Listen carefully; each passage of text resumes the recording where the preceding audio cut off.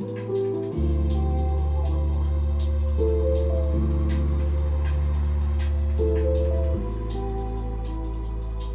up?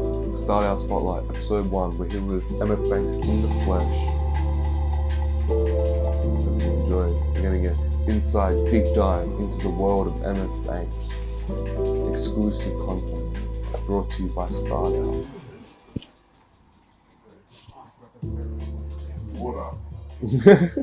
Water. Is there any particular place that you feels right at the start in terms of the story of Emefbanx? My journey in this music thing started a while back when I was like a kid. Like music has always been in my life. Even when it was like not, there was always music there. So like my journey in like beats like started like 15, 16 when I've discovered programs to do that shit. Since a young kid, it's just always caught my eye. And my journey is like heavily based with music because like it's something that like is my way to stay out of trouble. It's my way to express myself essentially and show that I have like a skill. I want to challenge myself with this shit, you know? Yeah, it's sick. And it's obvious to tell like since when you started to now how much you've excelled just by like keeping your head down and trying to focus on it and focus on your craft, develop it. Yeah. And your own sauce and flavors come from that. That's very unique to you, and I love it. Yeah, even let's take it back a step further, and I want to know how you even got the name Emefbanx.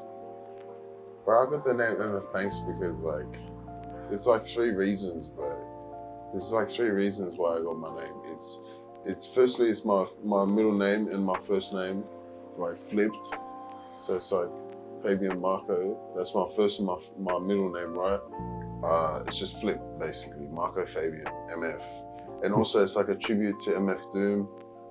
So MF Doom is like one of my biggest influences because, bro, he's just a wordsmith, bro. He can just go, like, he just has interesting ways to rap, man. Like, and he's not necessarily like the violent type, like, but it's like almost goofy, like some of the interludes and stuff like that, but not, like it's his own style, you know, it's crazy.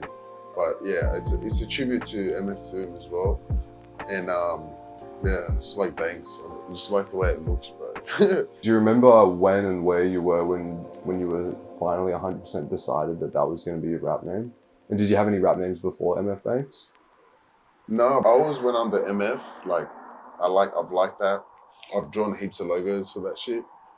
But yeah, I think Emefbanx was more like me, because I've always used MF like with beats, essentially when I'm like been online and shit. I've used MF, but yeah, Emefbanx is like the rapping, you know, it's like a different thing almost. So you started making beats before you started rapping? Yeah, I've made beats way longer. What was the story with that? Where like how did you start making beats? I have a mate who gave me a copy of FL Studio. Yeah, so he gave me that and I never used it, and then I finally installed it one day and it just started from there, literally, bro. That's sick. And then cause like essentially they had like a drum roll, like when you would open FL Studio had a drum roll which you could play on the keyboard straight away. So that was a way like of transferring, because I had nothing to like from the start. I just had a laptop. I didn't have all this stuff that I have now. Like, yeah, this is a slow build up. Even all that stuff, man. Like, it's just been a slow build up over the years. Yeah. Like now it's sort of like where I make shit, and it's cool. It's your own little dojo. Yeah, it's like a little dojo, bro. I love it. Yeah, vocal dojo, bro. The vocal dojo. Yeah, that's heck. That's sick. Yeah, but yeah, I made beats for a while, for a long while before I started rapping. I've only been rapping since 2019. Fuck, essentially, bro. It's fucking good, bro. Taking it a bit seriously. Yeah, I've just surrounded myself with it. Yeah, like good rappers, man. Like, it's because of my mate Stevie, bro, as well. Yeah? Stone Cold Stevie? Yeah, bro. Like he saw like the potential in me, and like he was he's like, yeah, no, you should rap some more, because I was rapping, but like I would only rap with my mates, like at the house, you know.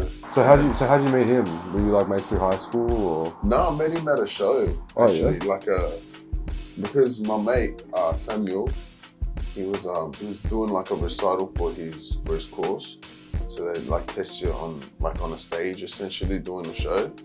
And was he performing or like playing yeah, instrument? He was performing, and Stevie I think he was part of the class, or he just came to see, and yeah, no, we just hit it off from there, bro. Just became mates. Let's see.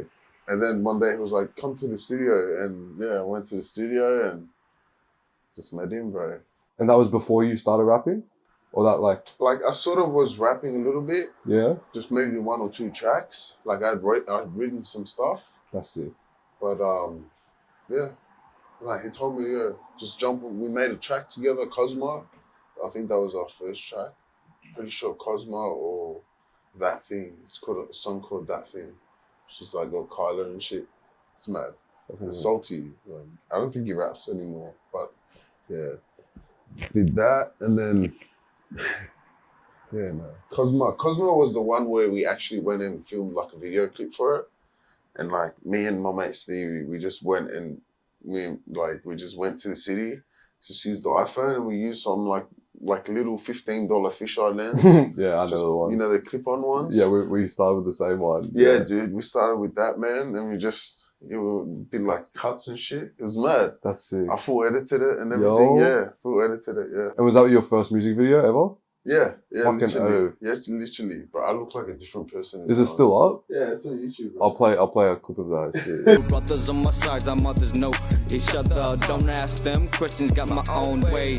No stress, my fingers point for the west up. What you gon' do when you're comfy? And I come through when I spray and I'm dumping all of these shots at your face, and you're buckling under the weight of the lies and or something that you said long time ago. Steady chasing all of this clout, run around, you evade it. Trying to run your debt, been a while since you paid me. Bitch, don't screaming, yelling out, come and save me. It's a hard thing, bro. Rapping is one of those things that you have to like work on your like delivery and like be confident in what you and know a lot about.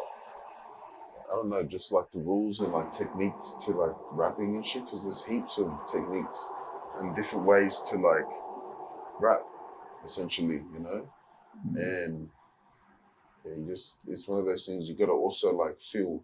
I think like when you go off like pure technique as well, you can get too like, I don't know, almost too technical and stiff. I was gonna say the exact same thing.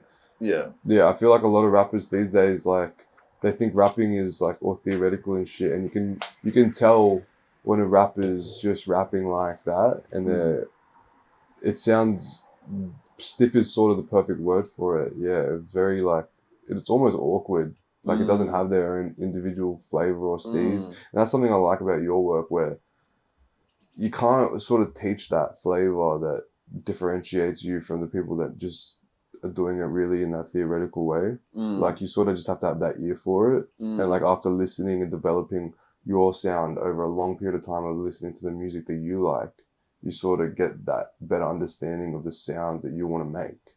Yeah. And like it builds a sense of trust in like your own ear. Yeah. Like you generally get a good feeling, like, and you gotta trust that feeling, because who knows what that feeling is, bro. Like I've always thought it was like, but now I'm starting to think every day more and more it's like a different power, bro. It's like a divine power that's like guiding you if you believe in it. If you're actually, some people would say delusional enough, but some people would say in touch. You know, if you're in touch enough with that like spirit that's guiding you through any creative process, that's a real thing, bro. And like a lot of societies believe in that shit. Have you ever heard of the muse, bro? No. So muse, it's like a spirit, right? Can be called upon, like basically like by praying. You have to pray almost to like this spirit that guides you through like any creative process, where you have to develop something out of nothing through your head. Because when you really think about it, bro, like where do ideas come from, bro? The brain. But how, bro? How does it generate, bro? Are you telling me food provides the idea? Like when you have a full stomach, that means your brain is working. Well, maybe like your brain, like your brain is just an amalgamation of everything that you've perceived, right? So Constantly. Hey. But then I understand what you're saying, how it's like being in that particular state of mind. With Harry and I, we start out, we talk about being in the flow state a lot, where like you have to really get deep in that meditative state. Yeah.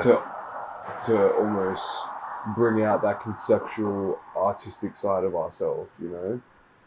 And that's similar to the muse, where it's like you're preying upon that channel, like you're trying to get to that meditative state, bro. Exactly. To sort of ride that wave. Yeah. And then, because it is hard to get those consistent conceptual ideas and be out. It's almost like surfing, but with your own brain inside. I was gonna your say, wave. like, I was gonna say like surfing, but it's almost like surfing, bro. Where you've gotta act when it happens, bro. You can't wait. You can't like hold like a wave and put it on pause when you're ready for it. You know what I'm saying? Exactly. You just gotta exactly. Bro. You just gotta, exactly, bro. Or ditch it, bro. Again, you just gotta act when the muse happens, bro. Were you born in Australia? Yeah. I was born in Fairfield, actually. Fucking hell. Born in Fairfield Hospital. Well, yeah, it's technically Fairfield, you know. But I grew up in like Smithfield. Grew up in a few areas actually. Grew up all over like the Southwest Sydney area type thing. I grew up. So lived in Fairfield when I was born, and then a couple of years, I think we moved like around to like Cabramatta ways, and then from there we were like, dude, I think we were just bouncing around. Like from Cabra we went to like Fairfield West or Fairfield Heights, and then from there we're like bouncing like around to Wetherill Park, and then from Wetherill Park we moved to Walleye, to the city, like, you know, like, what would you call that area, like Walleye Creek area? It's like Botany area, Mascot, in that area. For a few years I lived around there, and yeah, it was interesting because I was surrounded by a lot of cultures, man, different cultures and different like ways of living. Like my best mate, he was a Syrian, bro. So like I learned a lot of like Syrian cultures, and a lot of like, you know, shit that they do, you know. What was his name? Leon, bro. Leon? Yeah, rest in peace, bro. Fuck. But yeah, he was a funny guy. Yeah, he was he always knew how to like make you smile, even if you felt like she come or whatever. Like he always knew what to say or some shit. But yeah. So you met him in Woolleye? No, I met him in Perrywood. Oh. I lived around there for a bit. Fuck, bro. Yeah, met him there, and we were friends because I used to go to Perrywood High School. Yeah. And then, spent up until like year 10, basically, I was around there. And he was my mate from year 7, pretty much. And yeah, from there I moved to Kogarah. Damn. That's where I graduated. So. Fuck yeah. So how many schools do you reckon you went through from kindergarten all the way to year 12? A few, bro. Yeah. I went to like I think I went to like 4. Fuck. 4 schools. So it's not that bad, but It's still. moved a few times. Yeah, it's got around, mate. Yeah, I guess, yeah. Which one did you graduate again from? Sorry. So I graduated from Kogarah High. Kogarah High. Yeah, Kogarah High. Year 12. Year 12. Beautiful. Non-ATAR. Yeah, fuck it out. What subjects were you doing when you graduated? I was doing modern history. I was doing English. I dropped maths. Yeah, fucking crazy. What else was I doing? I don't know how many subjects, but I was doing enough to like do the non-ATAR. But I already knew what I was gonna do. Like, I was gonna start painting, bro. Yeah. As soon as I left school, I just wanted to get that certificate because I was like, I made the decision in year 11. Yeah. So That's good, bro. Finish it while you can. You know, parents were like, yeah, as long as you do that. I did it. Finished it. Did my apprenticeship painting and started the business, and yeah, bro. So it's your own business, your own painting my business. Yeah. Fucking oath, that's sick. Yeah. And that's what I mean. Like so many people, That's even at just- your age now, they still don't know what they want to do. And the fact that you knew in year 11 what you wanted to do, and then you started then to now, like Well, That's sick. like I almost had no choice, bro. I needed to do something, bro. My dad wasn't gonna let me, sit around, bro. Yeah. Let me think about my shit, bro. Like, it's like, what are you gonna do, bro? Because, dude, you gotta understand, my parents are like immigrants, bro. They have that immigrant mentality. My mom's been working the same job for 30 years, bro. Far out. Where does she work? She works in politics, bro. So it's Wow. Politician type shit, bro. Damn. But it's interesting. She rose through the ranks as well. So earned her spot, bro. That's good. She earned her spot, and she's got a lot of skills, which is good because I think skills, bro, is important, man. Have some skills, man, because that'll set you apart, bro. Even if it's like video editing or like knowing how to shoot like videos, bro.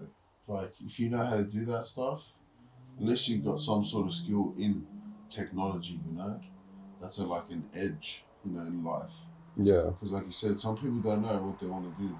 Yeah. But if you have a sort of an idea and there's a skill, something that's skills based related, that you can get better at, and you're young enough for it to hit you, like you can do anything, bro. I think that's the key, like for sure. Like just figuring out a rough idea of what you want to do, and even if you're not 100% certain, learning the skills or figuring out the skills that job might encompass, and then just trying to learn those skills and start there, and then see where that takes you, and then hopefully by the time you learn the skills, you're closer to the job that you want to get, or or have a better idea of what you want to do. Yeah, and you can also be independent.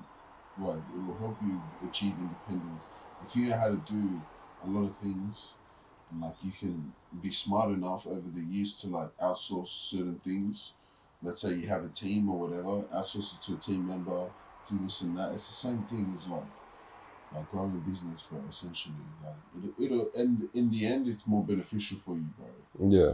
But at the same time, it's all about relationship connections as well. Like if you maintain good like connections with everyone, you work with everyone like. There's an exchange and it's smooth every time, dude. Everything's possible, bro. Like human collaboration is crazy. It's the best power in the world. I agree. Yeah, if humans can collaborate to do like crazy fucked up shit, when they collaborate to do something positive, bro, it changes the world for life forever. I want to know, in your childhood and growing up, how important it was for you to feel that feeling of independence. It's always been a part because I've always been told like. Because I'm the oldest in my family, bro, there's always like that pressure on the eldest to perform and do what you need to do. And yeah, I think me being the eldest, they just reinforced that to be more responsible, like carry them on your back, bro, because you can't be out here doing dumb shit if you're like the oldest one, because I don't want to do my parents like that, You set a bad example for the rest of them, yeah. Yeah, bro, and like they'll like inevitably lose respect, bro. Like parents is important, Yeah, I agree. And like I feel like a lot of problems come from like the lack of, a family or lack of parents being there, bro. Those kids can get really like messed up, man. Oh yeah. And, like I've seen it a few times, man, and it's nasty, bro. But I got lucky, bro. I got lucky. You've got siblings. Sorry, I didn't even know that. Yeah, I got one younger sister. One younger sister? Yeah, one younger blood sister. That's sick. Yeah, she's cool, man. She's smart, bro. That's cool. She's smart. She does her own thing, man. She works hard too. Has she been influenced by your creative side at all, do you reckon? I don't know, you have to ask her that. Yeah, maybe next time we can get her on. Yeah, I was like, I have to set a good example for her, bro. Don't be like a violent dickhead, who can't trust, If she can't trust you, who's gonna fucking trust you, Exactly. Like, yeah, I'm kind of old school like that, bro, with the family. Well, the relationship with your family and your immediate siblings is so important. Yeah, bro. I agree. Yeah, bro. And also like some of my mates, bro, like, I feel like I'll take care of them, bro, if they needed a hand, because I know that they would for me if I needed it, The family outside the family. Yeah, exactly, bro. And it can sort of extend creatively, but like, because I sometimes feel like when I see creative drive and incentive in someone, I almost want to invest in them like emotionally type thing. Like not even think about the money aspect, because it's almost like when we talk about money thing, it's almost like now we're getting away from the creative thing, and that's the last thing you want to do when it comes to like creative like flows and like achieving a flow state. Is like you want to get away from stuff that's not creative. You want to get into that creative space, which is like, yeah, money can get you out of that because it has you thinking about numbers, which is just a very literal thing, you know. In the big scheme, numbers is a very literal thing, bro. How do you think your attitude was when you were in school? I don't feel any way, bro, at all. Like it all happened because it happened, you know. Whether it was, you know, having my group of mates. Because I feel like during those times, like when I was in the first high school, I felt like everyone had like their groups, and like we hung out like in groups, and sometimes we like link up or whatever. But yeah, everyone just hung out in certain groups. Whereas when I went to the other high school where I graduated, I don't know, everyone was friendly because it was a smaller school. Like my other school was like. When I was there, was 1,000 students in this school, like from year 7 to year 12. So it was pretty big. And the other school was less, bro. It was less. It was like half that. Damn. So I don't know, it was more friendlier. I had a good time. I didn't have any. Obviously, you have fights in that, but fights, it's a fucking. If someone's holding beef still, I think they would have approached me by now. Not like hiding anything, you know? Yeah. If they want, you know. No, that makes sense. Yeah. How many people were in your grade when you graduated? My grade? Yeah, and do you reckon you're still friends with the people you graduated, or well, at least Some of them friends in are. high school? I'm friends with still a few of them. Yeah. Yeah, maybe 3, 4 of them. Yeah, that I know personally still. Yeah. The rest they all went and did their thing. It's normal. Yeah. It's normal. Everyone. So your parents probably say like, you know. Well, that happens, bro. Yeah, everyone lives their life. Everyone has their own path to like walk. Sometimes you cross paths for like a night. So yeah, what's up? You see, it's kind of like a venue or whatever, you know. But yeah, I know a few of them. But to go back to like the attitude thing, I felt like my attitude wasn't like standoffish, but it could be standoffish if needed. And that was the type of school you needed to be like. You needed to be like that. Standoffish so people don't think you're a fucking bitch, because that's the thing. Like in high school, you don't ever want to be like known as a fucking bitch where someone can like. So like, yeah, that was just the mentality. Like that was just my young mentality, you know. I never let anyone like fuck around, like make me look like a bitch. Toes. You know, like not always on my toes. Like I wasn't that type like to be like. But if someone was like overtly like trying to do some shit, yeah, you obviously have to go. But yeah, and then when I went to Cogra, that mentality sort of like went away, because I met the boys and then just became friends, and like we all lived close to the area, so we could like walk to each other's houses and hang out. It was a different vibe. It was cool. Like I like that type. Used to skate, fuck my knee up, stop skating, bro.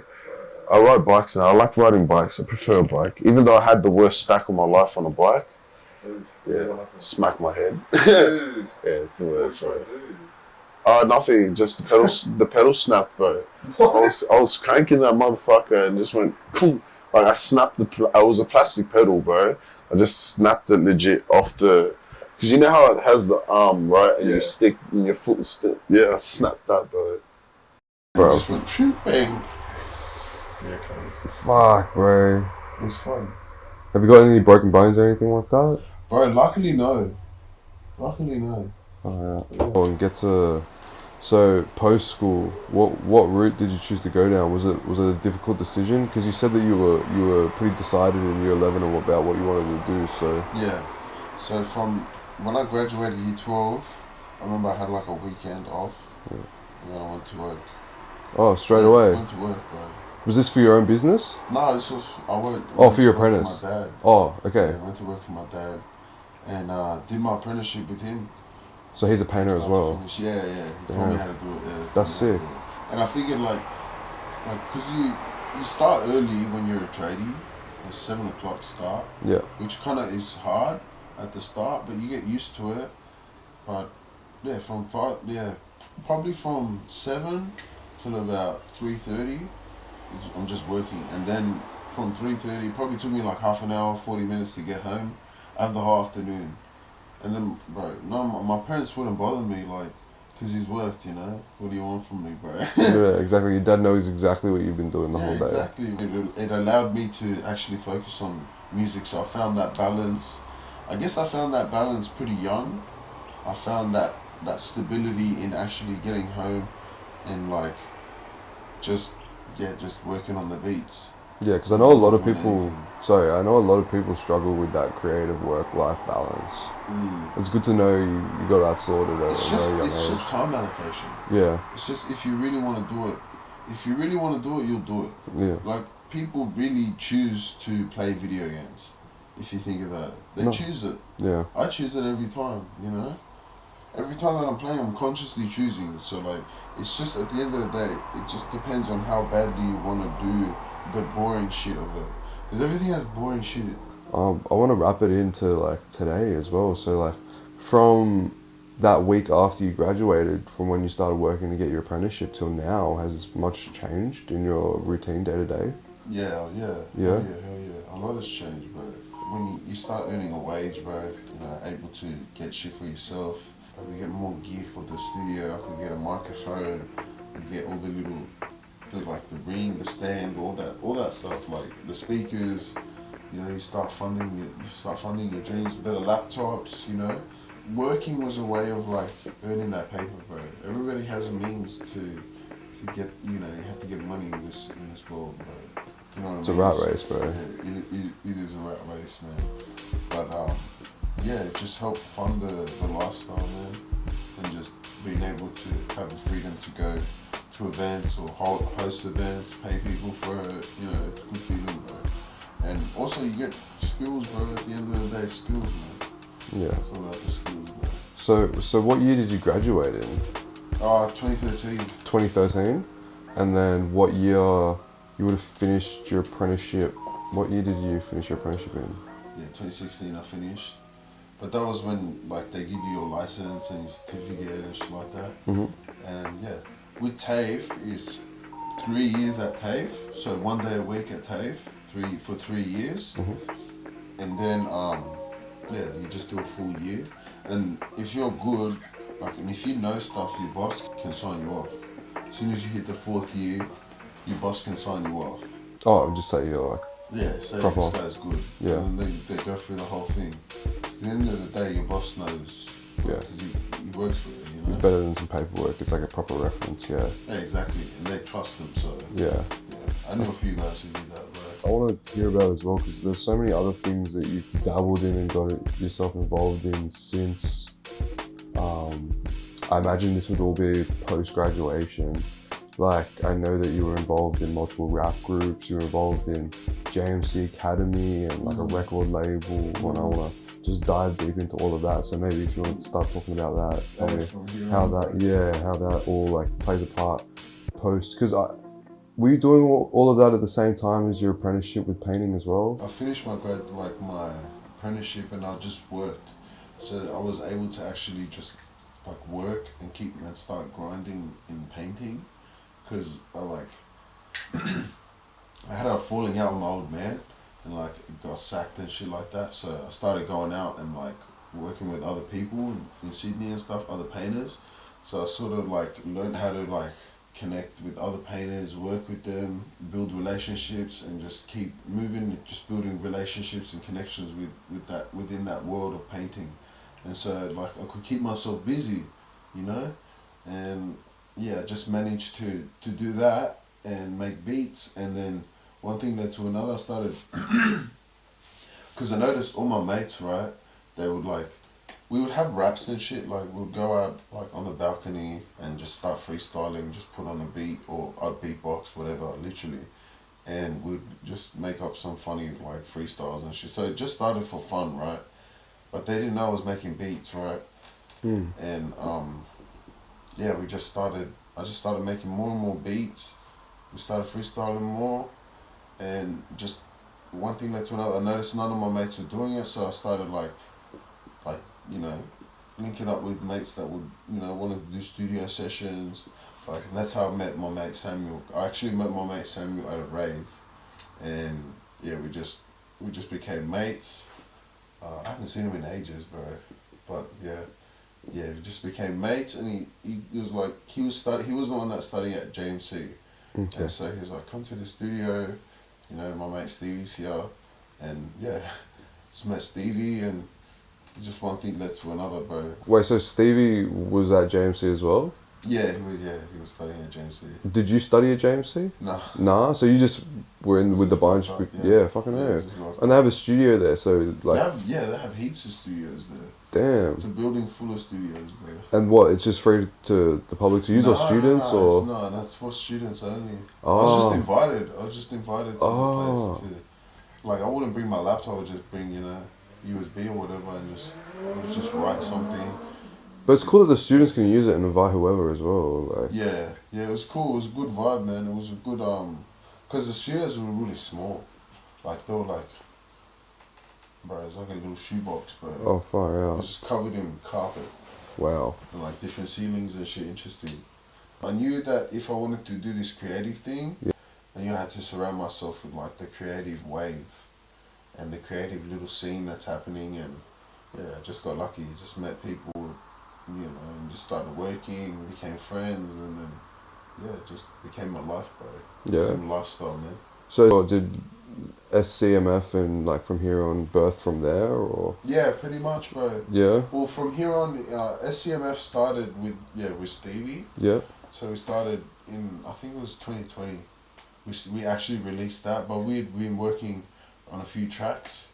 Like we decided, because Stevie works very quickly, bro. Yeah. He works good, like, but very quickly. And so he had like a few tracks laid out. I had to lay out a few tracks, made a few beats, he made a few beats, he made an interlude, I made an interlude. So he produces as well. Yeah, he does Damn. everything, bro. He's That's no sick. intent, man. Far out. He's part of a band himself. Him Oh, and his, yeah. So he's in No Intent. yeah, he's the other half, yeah. Okay, Yeah, okay. him and his missus, bro. It's crazy, Ah. bro. They're good chemistry, bro. True soldiers in the house, say aye. Say aye if you're not scared to die. True soldiers in the house, say aye. Say aye if you're not scared to die. And yeah, we just started that SCMF, and then with my mate Jacko, I've known Jacko for a bit, but I didn't know he made music, right? And then one day he was like, yeah, we started talking about music.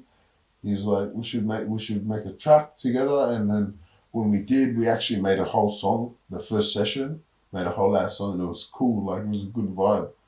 And Do you remember what the song was called? it was called Mama's Garden, bro. Beautiful. Yeah, it was the first song we made, bro. And the beat, and then he laid his bars on it. I realized he could rap as well. So yeah, it was good, man. It was good to see that. And then once he once he did that, like, we just like linked up more and were able to do some shit, some more creative shit. Yeah, just surrounded myself. We delved in, and we actually made that album, Homeland, bro, as well. So I was working on a few projects between the span of like 2020 up until now. I was working on a few projects. So. Hey, just thinking about COVID. That was a fuck time, bro. Right. I was gonna ask you, so I was gonna say how COVID impacted your work, creative work, your mental health, and your attitude. Actually, now that I think about it, when I really think about that period in my life, before COVID, I was a big boy. I grew up generally as like a chubby kid, right? But when COVID happened, I actually like lost a bunch of weight.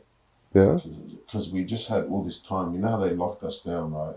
I was in one of the LGAs, right, where you had to lock down 100%. And yeah, dude, you could go outside. So I just started going outside and going to the park, just running, doing laps. And I actually got pretty good at it. And I actually got pretty fit, like, during COVID.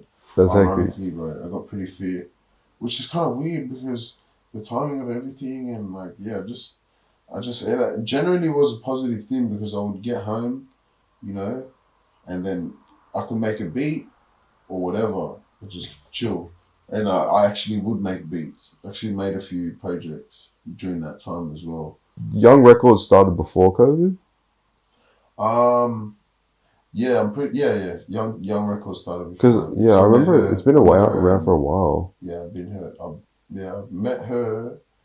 What year? It was like. It was before COVID. I'm very sure.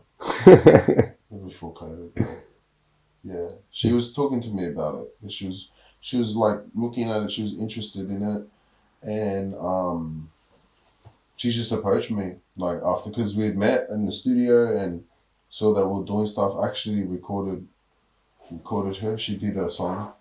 She did one song. Oh, really? She's done one song, bro. Is it out? No. Oh. It's in the vault. In bro. the vault. It's locked up, bro. It's not going anywhere. Bro. So I was in Sydney during that time, and she approached me. She was like, "Hey, I'm thinking of doing this label thing.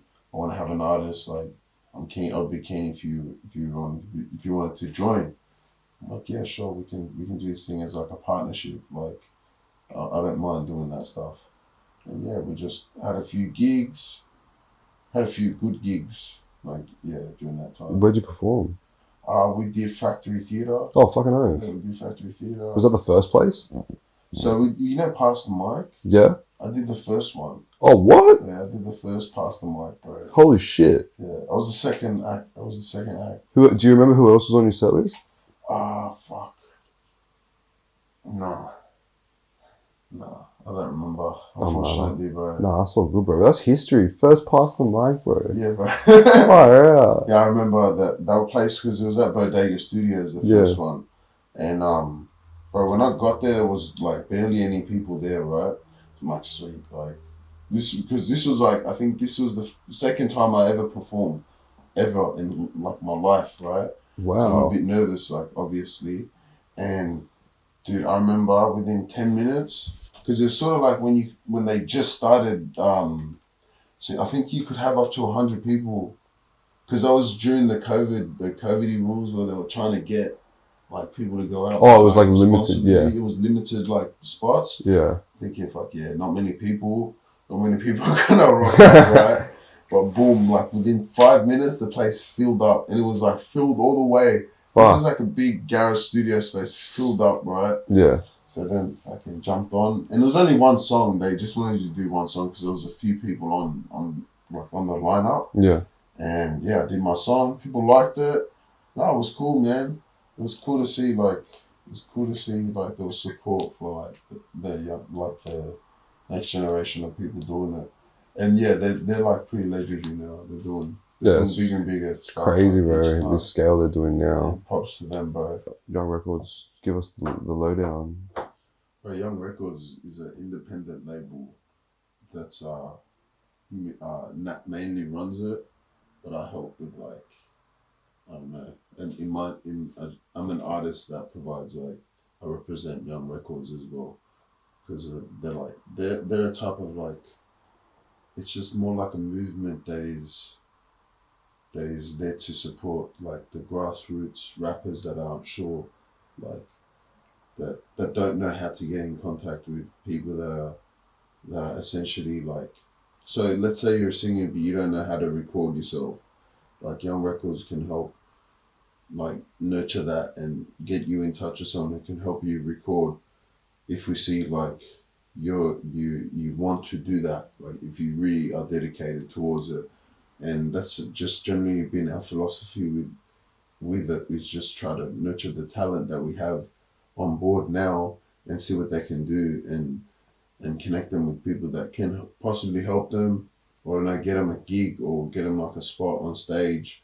Yeah, we're just really in our building phase as well. We're trying to sort it out and establish our footing and really create like a space to do that stuff, you know? Yeah, I agree. That's like a major key that I think people sleep on. It's just finding people that are hungry and genuine, and then just being like, if you're in a position to feed someone that's genuinely hungry and got their head screwed on straight, you're almost doing yourself a disservice by not feeding them, you know? Yeah. I want to see like that. I want to see like talent like grow, you know? Exactly. I never want to like stifle talent. I never want to like be the reason why someone can't do something. Like, exactly. Weird, you know? Especially when you know and you're self-aware and in a position to help them. Like it feels weird. Like why? Like you can't justify it in your own brain to not do it.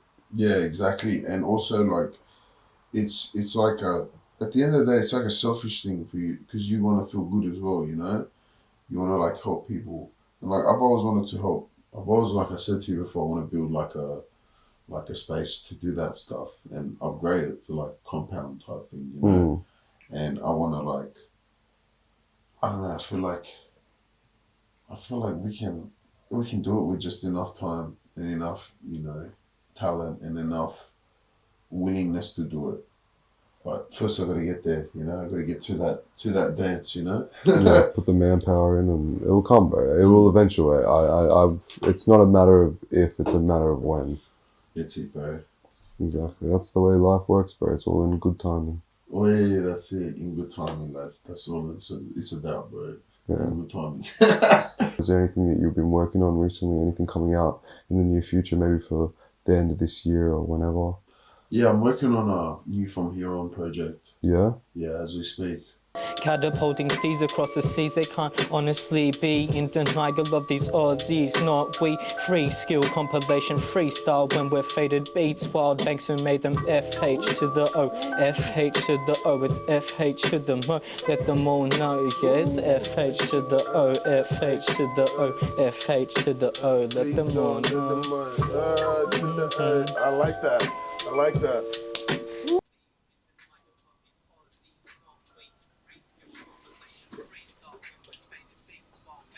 It's FH to the O, FH to the O, FH to the O, let them all know. It's FH to the O, FH to the O, FH to the O, let them all know. It's the FH to the O, MF with the dro, keep calm, push it through, build farm, make it bloom, restart, life is new, no past, seamless too, I'ma set the market needs a raise or two, I smell flowers, thrown on stages, I need hours to spark these pages, I need the power of my muse to talk to me, I need the showers of the rains to open up on me, truthfully. It's halfway done, bro. And yeah, we just got a few more ideas I need to flesh out, and then we'll start the rollout process. And hopefully, in 5 years, I have more of an established base, like more of an established place to do this stuff as well. You know? Yeah, it's just all temporary, bro. That's sick, man. You've already got a mad setup. I can't wait to see how it looks in 5 years. Yeah, bro. It's definitely gonna be bigger, bro. 5 years, cuz. But yeah, fuck, bro. Do you want to talk about From Here On at all anymore? Yeah. Right, I think just keep an eye out from here on, because we're gonna do some crazy shit. We've got like a bit of an infrastructure there as well. Yeah. That's happening, like a bit of a team. Who's involved in that team? So it's me, it's Jacko, we've got some editors as well, we've got Gussie, we've got Roy, doing some stuff behind the scenes as well. They're documenting a bit of the process. So hopefully we have a bit of stuff. That'd be sick, yeah. I'm keen as fuck for that, bro. We're all working. Well, fuck, bro. Yeah, that sounds great. That was amazing. Thank you so much for having me. No, all good, bro. All good, cuz. YG. What's, if your like process, or would you say it's different every time, or is it sort of the same? It's like sort of regimented. Yeah. It's sort of a bit, it's got a bit of both. It just depends on my mood, but I generally go like, I don't know, someone like jazz. I'll have a sauce in jazz. I'll usually look at certain instruments. So maybe, so who's all this shit? And then I'll go, we'll go to Trick, go to a random page. Just fucking search, bro. And you just go like guess and check almost, just like, yeah, bro. There's each one. Whatever works, bro. Sometimes they have some good shit, sometimes they don't. It really do be like that sometimes. Bro, you gotta look for hours sometimes, bro. Yeah. Sometimes it just happens like that. Yeah. Well, even hearing the last beat that you just showed us from Skunks and from the beats in your album, like there's definitely a consistent sound running through, which is really like a nice. Style. I'm trying to create like a style. If I'm honest with all you guys, I'm trying to like create a thing where, that's him. You know, Pharrell like has that, has his little like, and then he does that's his full count, bro. And he's like, I don't know, I've always wanted to do some shit like that, but like be noticeable. Yeah. Bro, you're definitely on the way with these beats, 100%. But I think honestly, Sydney and Western Sydney as a whole, I feel like there's all those pockets like that. Like you guys are like in your own pocket, like doing your thing, like hustling, like in your lane, right? And like even with Az and stuff, like he's doing his thing as well, like whatever that may be. I'm not sure really. He's doing live streaming, so any events, One click, yeah. But dude, I don't know. I feel like that's everywhere. And I was just in my pocket for so many years, like out in Walleye Creek, until I met you guys. Like more people doing it than like be surprised. And you really think, it really does like surprise you. It feels like everyone these days is, you almost don't like see much, especially after the impact of COVID. But everyone really is just doing their own thing these days. Like everyone's just stuck trying to have their own start out. And exactly. Trying to have your own like movement and trying to make the most of your youth, bro. Exactly. Yes. That's the whole reason as well why we wanted to start this series, because there's so many little pockets of people doing great shit that we just wanted to showcase. Yeah, bro, 100%. And like, you will find heaps. Oh, bro, I already know, bro. One will lead to the other, will lead to the other, will lead to the other, and like before you know it, you have like a whole season, bro. Well, we have to start with the best of the best, of course. I fuck with that. Fucking oath, bro. You chose right, bro. You definitely haven't disappointed, bro, for sure. I try not to fucking disappoint. That's my whole thing.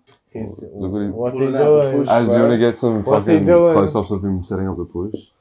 But this is really cool. I'm trying to get all this shit. You hear all those clicks? See how it sounds loud as fuck there? I'm trying to find where the clicks go.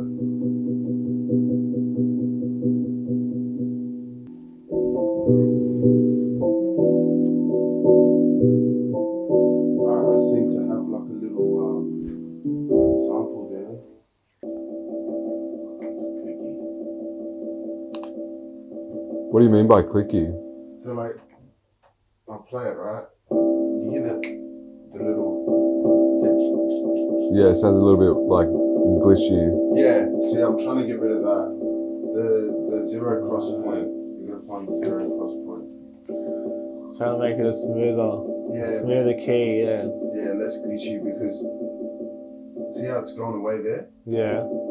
See how you can't hear it anymore? When you look at a wave, right, the sound wave goes like up and down, up and down. So the zero cross point is where it's in the middle. You gotta find that to like to find less clicks. But sometimes you can't, and you just gotta make it as quiet as possible. Yeah. Sometimes you can't get rid of that bitch, and you know. Yeah. It happens, bro. Do you think a lot of artists like miss that step out?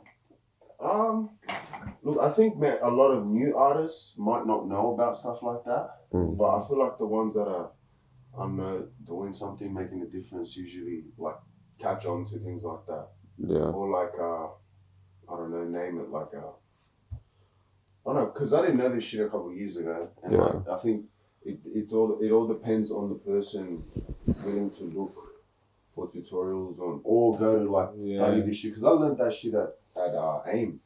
When I was doing my studying there. Oh yeah. Yeah, I learned that shit at AIM, what the zero cross point and all that shit is, and like, and how to look at it for like the science of music.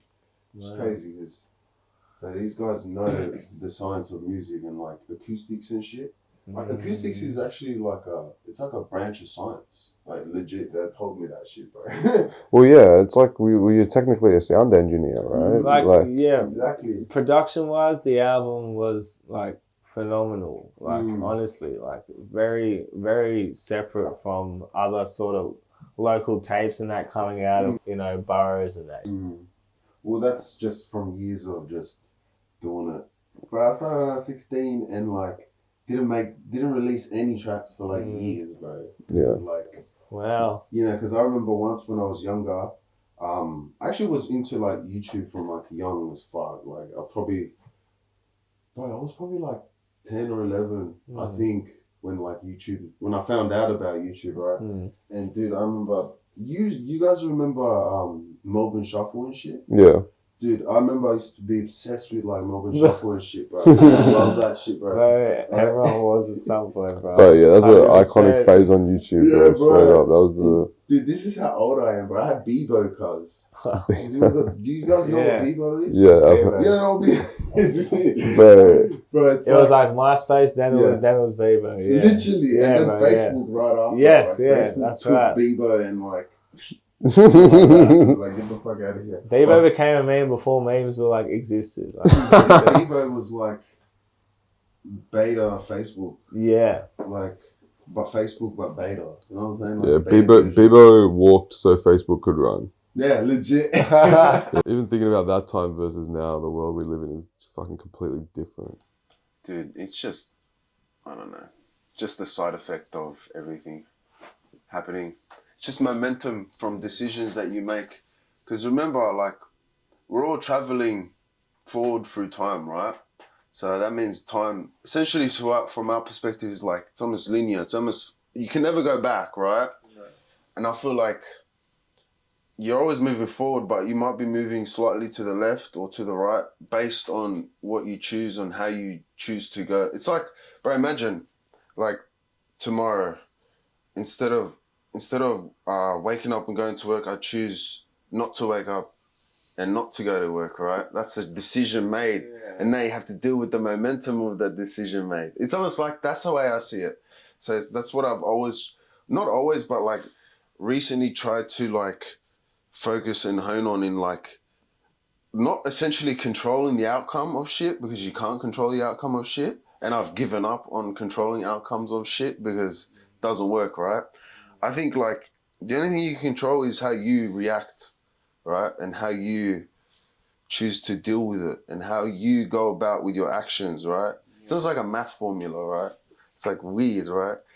And yeah, that's the way I see my life and how I want to live it. Like, try and make the most sound decisions, whether they're right or wrong. Just make a decision and fucking roll with the punches. If they fucking come for you or whatever, like, yeah, you just got to do it, because, bro, you're only young once, cuz. Like, you boys are young as fuck. Like, yeah, I'm almost there, bro. I'm almost there, right? So that's why I'm like, not getting desperate, but like, I'm like really trying to hone in on like my shit, like try to get it perfected and show people that like, yeah, I'm fucking 28, bro. Not like 28, but like, cunts think he's like, oh, the guy fucking still in his head. He's like, you ever met someone who's like 18 in their head still? Yeah. Like, I don't want to be one of those guys. Like, who's thinking like the same way he was 18. And I certainly am not thinking like I was when I was 18, bro. And like, I'm sure you guys aren't as well. Like, bro, straight, bro. I feel like if I don't, lad. If I feel like I'm the same person I was yesterday, that means I like haven't like changed at all, which isn't good, you know. If I feel like someone different, even like a different thought process from the day before, I see that as a good thing. 100%. Yeah. You can only get like 1% better every time. Yeah. Like, especially as like young men, like we put out all this pressure, like society puts all this pressure on us, like, you gotta get up, go to work hard, whatever, you know? Yeah. Don't be a lazy cunt, whatever, which is good. Like, it's not good to be lazy, but like, I feel like us men, like with all this pressure that gets put on us, like it eventually gets into our heads, like the pressure, and like we have to feel like we have to perform like all the time, right? And it's almost like you gotta push yourself, right? But know where you are like overdoing it, and know where you're like overheating your engine, right? Like, go, this is the best time to push yourself, right? But like, don't overclock yourself at the same time for too long. Yeah, ultimately you got to be self-aware. You got to be very self-aware. And if you burn out and you can't do shit, you can't do anything, then you're just sick, fucked in the head. Yeah, you know what I mean? If you sort of pile it all on, you know, think you can do it all, but a lot of that, as you said, is the influence and impact of like high pace. And honestly, like I've even felt like myself sometimes looking at like Instagram, you're looking at all the other shit happening, you're like fuck yeah, like, bro, straight up, it's all happening, like I need to be, and it's a real thing, like you like drive yourself sometimes in the wrong way, and you also can't like force things, especially like creative things. The creative things is like, it's a trip, because you have to be confident plus trust yourself. Like, yes, I think that's the same thing, confidence and trust in yourself. But like knowing and trusting what you know sounds good. Like I know that that album was good because I made sure like these are the songs that I want to play outside to the world, right? And these are the songs that are gonna represent me, right? So like I don't want to be like showing some shit that I can't like stand behind in like 5 years. Or like, can't be half-hearted. Yeah, bro. Or like let's Yeah. say some, bro. Like let's say someone who's older than us, like an adult, comes and listens to our shit. Like especially my stuff. Like I want them to think, oh, I don't want them to think like, oh, he's just some fucking violent cunt who's like, because I already look like someone who would be like that, and I don't. I've never been like that, right? But I don't want him. I want him to be like, oh, this cunt's actually like saying some life shit. And I want it to be relatable to people because we're all people. We're all humans. Like if we can't relate to each other, like we're enemies type shit. You know, that's how it, like that's how it is in this world. Like the reality of things, and you just go. I'm trying to be relatable to people and show myself and like my experiences in life. But because I'm sure my experiences have been pretty similar to a lot of our experiences. Not exactly the same, but we've had the same sort of shit happen to us. Like, I don't know, we've all lost someone that we love. We've all dealt with people like on substances or whatever. We've all seen poverty. We've all seen that shit, you know. We've all experienced some sort of it, you know. So it's like, we all have those similar struggles, but like, mine is more customized to me type shit, you know. It's like, everyone's got like, it's almost like we're all wearing the same shoes but customized differently. Like we can customize the shoe like to look different. Like that's traumas are customizable. Well, yeah, it's beautiful, bro. It makes you. At the end of the day, like I agree. It does. It does. I think there's beauty in that for sure. Yeah, bro. But it's very crazy how like we all deal with the same problems, like the same day, like the same time. Like we've all like, it hurts and it hurts us. Like bro, this is not my saying, but like the most painful thing that's ever happened to you is the most painful thing that's ever happened to you, right? So it's like it feels the most painful to you because you feel like you've never felt it before, you know? And it's just one of those things, bro.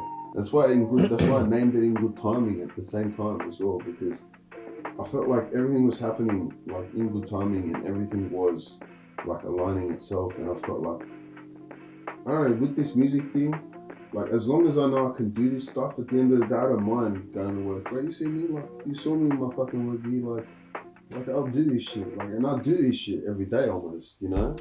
And like that's what I felt like. I feel like as long as I can do this music thing at the end of the day, or attempt to do it, like my brain is like, feels like that monkey's like satisfied type thing. Yeah. Or like that itch has been scratched. Like, feeling that last hole that you just can't really work out for a while. Yeah, bro. Yeah. You can get a lot of stress out actually from your day if you either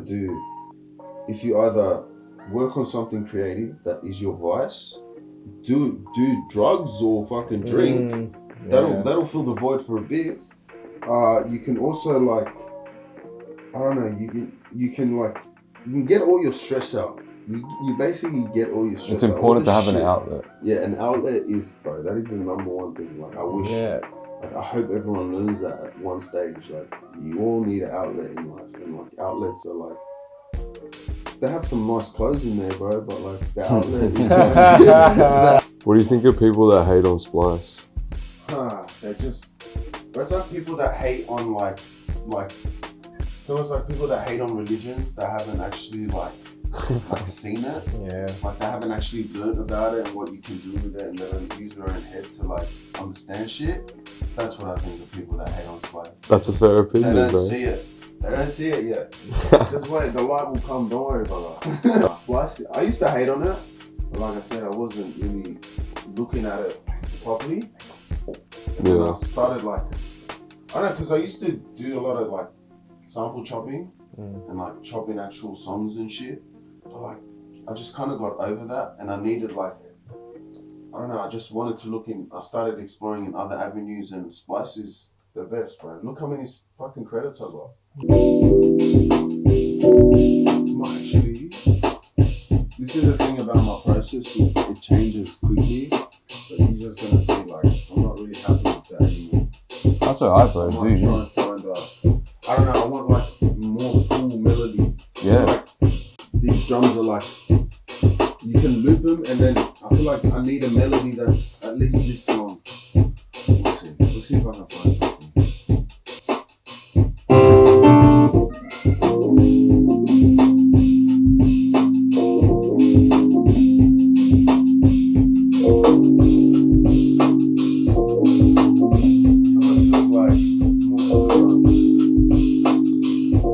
You can play that and like slow it down. Yeah. Those drums are so fucking nasty. Oh yeah. Oh. Yeah. That's what I'm talking about.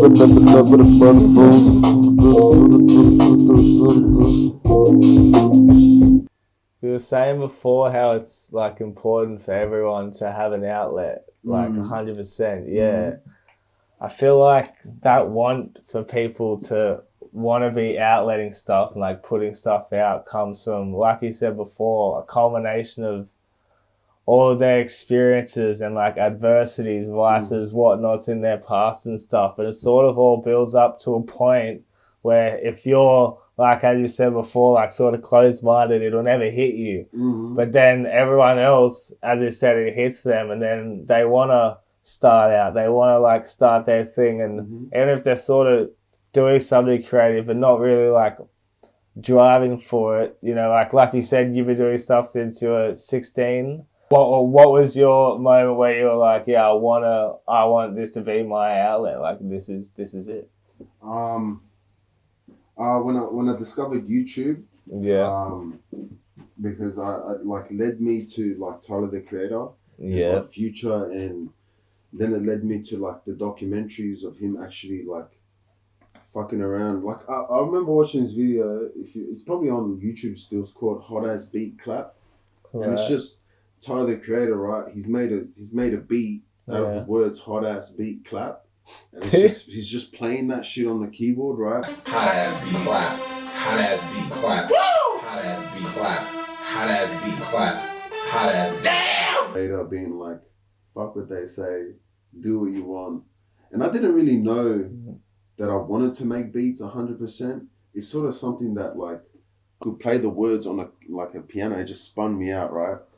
And I think the internet, seeing the internet and seeing like that you could actually like do this music shit at home, and like Tyler was the biggest influence on me, because I just thought what he was doing was fucking hectic. Like, and I still think what he's doing is cool. Like he's definitely someone that also pushes for like you can like do your own shit if you just work for it. Like that's exactly the message that I absorbed, bro. Yeah. Like I listened to him when he said that, bro. Yeah. I know people say that just to say it, but like when he said it, like on the videos, bro, I was like sitting in my bed, bro, watching this shit. Like, yeah, bro, this is fucking do what you want. Fuck what they say. Like, just that was the message. Like, and that for me was the biggest thing, like, because we all like went through puberty, like we're all a bit awkward on one stage, right? You know, that virgin energy, bro. It runs strong, bro.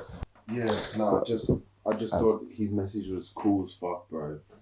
And like, just seeing the impact that he had on all of us, and like me being that awkward. Because I was a chubby kid, bro, growing up. I only just lost weight, like 2020, bro. Bro, same. I can relate, I was chubby as. Yeah, bro. Grandma fucking fed the shit out of me, bro. 2 meals in fucking 3 hours, bro. Were you one of the youngest in your family? I'm the oldest. Oh, okay. Yeah, I'm the oldest in my family. My grandma just fucking, I'm the only boy too. Damn. So like, my grandma's fucking always my You gotta be a big boy. Yeah, big boy. Big and strong, yes. From the rip, bro, they just fed me like, whatever they were eating. None of this like fucking pumpkin puree shit that you find in fucking cans and shit. None of that shit, bro. My parents used to make this thing called cazuela, right? It's like this stew that's got it's like a chicken, like cazuela is more like you can put chicken in it, but we usually put mince, right? It's like a stew, right? And my parents used to cook it, right? And then they used to just, what do you call it, mash it up themselves and just feed me that shit, like whatever they were eating. So I always had that like good feeding in me. Back to my point, bro, I just lost all this weight and like, but growing up like that, like growing up chubby and like, not a bitch, but like I would always stand up for myself type shit. But yeah, growing up that awkward kid was like, seeing that message of Tyler, the Creator, being like, fuck what they say, do what you want.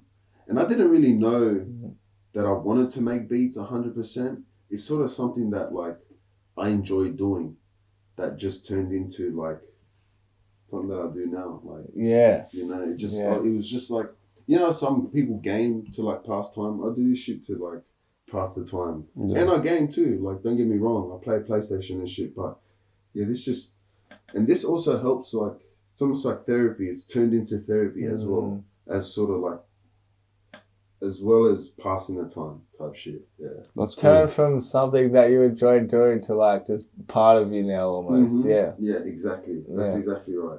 It's 100% part of me. And it's something that, like I said, I didn't know I wanted to do, but like I just sort of slowly followed it like a breadcrumb trail. Like you just pick up, or like a coin trail, whatever. You just pick up each coin because you're getting better or whatever. You just find more value. Level up each time. Level up each time and you get more money with it. You know what I'm saying? That's right. And like I've always valued people that have skills at the same time. Like my whole my whole thing has always been like just be around people that, you know, you like, or like people that are skillful, because you get better at like whatever that is. Like if you, let's say, I don't know, like,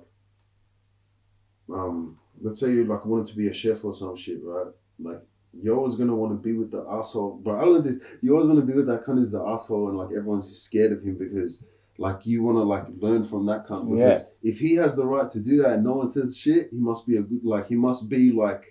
He must know his shit, you know. You want to be that guy, yeah, bro, in the fucking kitchen, 100%. Yeah, bro, because it's pretty rare. Like working, I've never met an asshole that wasn't skilled at something, bro. You know what I'm saying? Because if they were, they'd be fired. Yeah, bro, exactly. Bro. People don't deal with that. People don't deal with like that shit for no reason. Like, but not to say like my whole reason is I wanted to be an asshole to everyone. I just respected people that have skills and shit. Like, I just think it's cool, and like. Yeah, I've always wanted to prove to others and prove to myself that I've got skills, bro. I've got some sort of skill. I don't want to roll through life like some people I know, like, they don't know anything, bro. You know, like, I know people my age that they don't even know, like, they haven't got any, like, not to say, like, certificates or, like, the end-all be-all, but they don't even have that, cuz. Like, don't get me wrong, I don't have a certificate for this, right? Like, I never got that, right? But I don't know, at least I'm doing something, bro. Yeah, still ambitions, goals. Yeah. You know, exactly. Some people are just lying dead in the ocean, bro. Like, you know. Yeah, until like someone comes to like flip them over. Yeah. So they can fucking breathe, bro. You know, because you just waiting for life to come to them. Bro, that's the worst. Like, dude, you die. Like before you know it, it will actually come to you, and then you get fucking smacked. Smack, lad. You're dead, brother. You know, like you can't really wait in this world. Like I get like there is destiny and shit. Like I believe in like everyone has a path that they gotta walk on, but like you gotta walk, brother.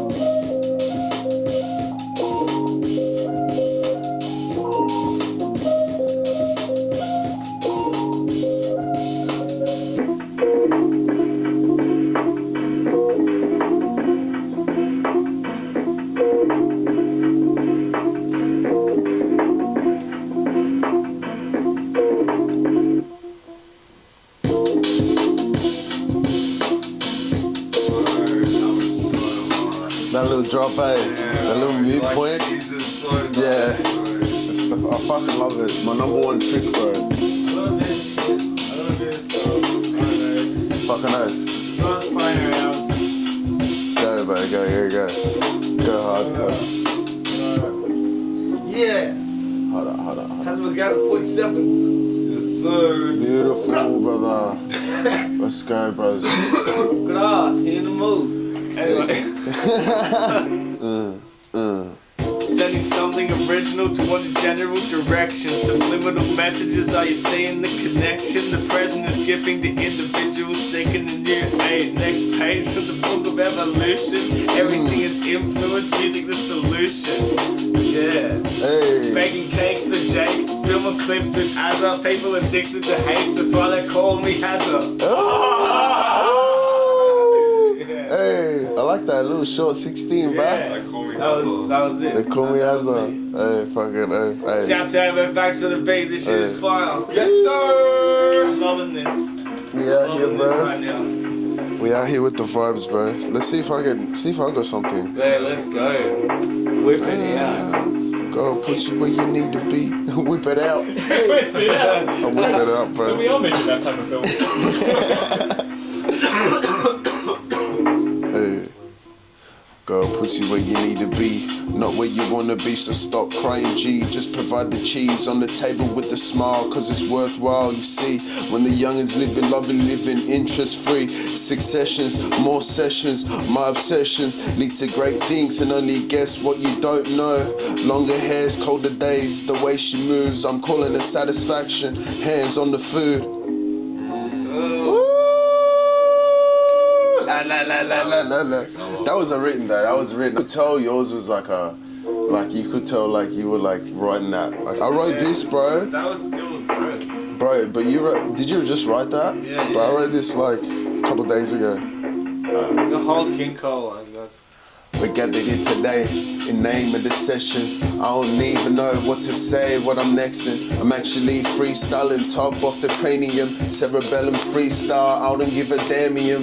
Damien, Matt, Damien, the way we act in this society is all featherless, weightless, in the air I float. Motherfuckers really don't know how to float. I'ma really go, ooh. Beep that word out, Gee. Feds ain't coming in. The CD show and tell. Yeah, yes, true. Yes. So while you're bringing it all out, show and telling it all, that'll be epic. Yeah, bro. Or actually, Look at this. Yeah, so I made the CDs. Took me a whole week to get this done. Basically, if you see, like, if you look, each CD has like, it's got the front. So you got, bro, this was actually a process to get this going. I actually bought a whole printer and everything for this, right? That didn't end up working, like, cause it was coming out too like grainy and like blurry and pixelated. So I ended up going to fucking Officeworks, bro. And legit, they did like 80 copies for like probably like I think like $80, around 70, 80 bucks. And yeah, no, I printed all these as well. I got a bit sus with the, because if you look at it, it's actually handwritten on all the CDs. Yeah. So I found all these. You did that IGT. after they were. After Yeah. it was open? Yeah. After they're all burnt. To your link tree? Yeah, this is the Linktree QR code. Is this a sticker or is this cardboard or look? No, it's all paper. It's all paper. It feels like a sticker though. Oh, no. Yeah, no, it's just the 200 gram GSM, sticker, yeah. GSM 200 gram.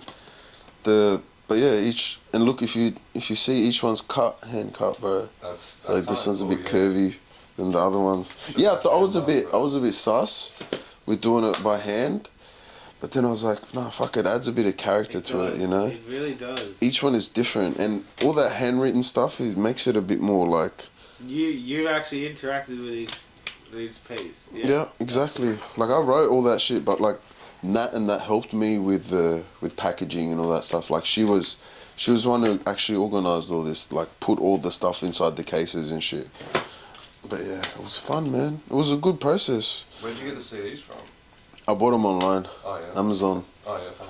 Yeah, dude. It's actually, I reckon honestly, with the wave that's coming, like this shit will come back, bro. Oh yeah. I feel like CDs are gonna come back a little bit. They're definitely underrated right now. I'm a CD guy, bro. Yeah? Yeah. Fucking sure. fucking CDs again. fucking fool. I can't like Enjoy. It's like bro, so you can't. Enjoy. That's it. Yeah, buzz. Yeah, bro. From the man himself. If you love the bro. CDs, bro, give a man a CD, and you too, brother. What a thumb. Enjoy, cuz. Enjoy. Got a few here, actually.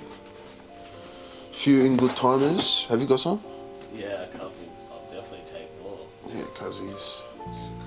Be a stick dealer, brother. 2 sticks for you, brother. With these CDs, how many hours do you reckon you put in all up to get these made from start to finish? Honestly, took me about a week. Yeah, from start to finish. Because it took like a day and a half to print like all this, like actually burn the CDs. Because I used like an external CD drive that I bought as well. So I like invested a bit in some stuff, and yeah, I bought like an external CD drive, and just one by one, bro. Get it from Neville. I can't actually explain why I can't film it tonight, because it's actually a secret, and you can't know our process. You know that. Boom, boom, boom. Let me hear you say, we're home. We're home. Boom, boom, boom. Everybody say, we're home. We're home.